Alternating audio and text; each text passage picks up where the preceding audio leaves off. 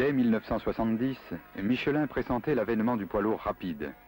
Il lui fallait donc trouver un moyen pour tester ses produits dans des configurations réelles d'utilisation.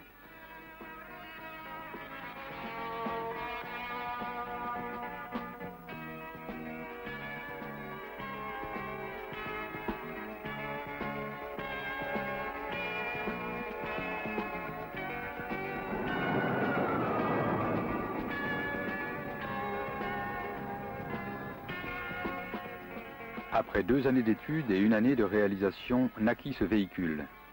Pour son époque, sa conception était révolutionnaire. Et aujourd'hui encore, on peut se demander si ce n'est pas le fruit de l'imagination d'un génie mécanicien amoureux de la seule mécanique, plutôt qu'un moyen étudié pour la stricte exigence des essais de pneumatiques.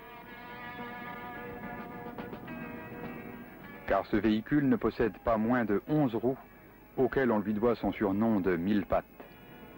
Cet engin d'un poids de 9 tonnes peut maintenir une vitesse de 170 km/h sur piste d'essai, sans problème pour le conducteur, malgré ses 7,30 m de longueur, 2,45 m de largeur, sa hauteur de 1,56 m pour une garde au sol constante de 215 mm.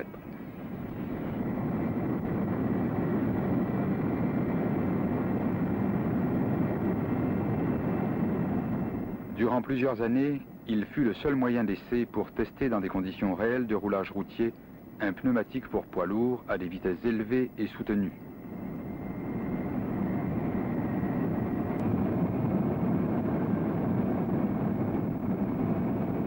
Toutes les parties constitutives sont directement issues de véhicules de série, de ce fait homologués, choisis compte tenu de leurs qualités respectives, en particulier fonctionnelles et aérodynamiques.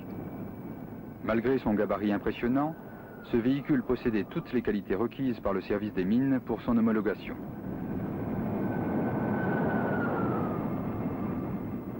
Avec l'instauration de limitation de vitesse sur le réseau routier puis autoroutier, son utilisation se limita aux pistes d'essai. Un vérin permet d'appliquer une charge de 2000 à 3250 kg à la roue centrale sur laquelle est monté le pneu à tester.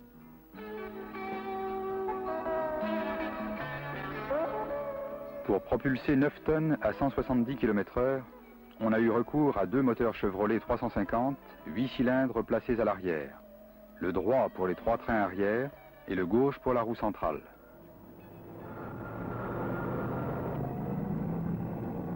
Les transmissions s'effectuent par boîte de vitesse automatique à convertisseur de couple et embrayage hydraulique.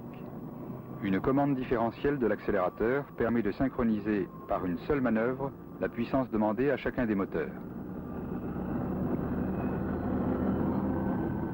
Toutes les précautions de sécurité sont prévues, à tel point que même l'éclatement du pneu d'essai, enfermé au cours des tests dans un solide carénage, n'entraînerait aucune conséquence grave.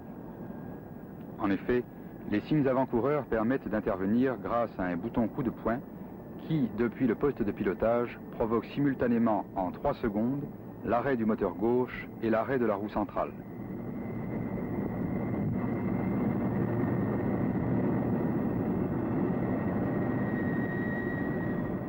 Cette réalisation hors du commun que Michelin avait osée ne fait que conforter sa longue tradition de progrès. L'arrivée des premiers poids lourds rapides remplaça peu à peu le 1000 pattes pour les essais. L'heure de sa retraite a sonné, mais il restera pour toujours un objet de fierté pour ses créateurs et de curiosité pour ses nombreux admirateurs. Michelin, une meilleure façon d'avancer.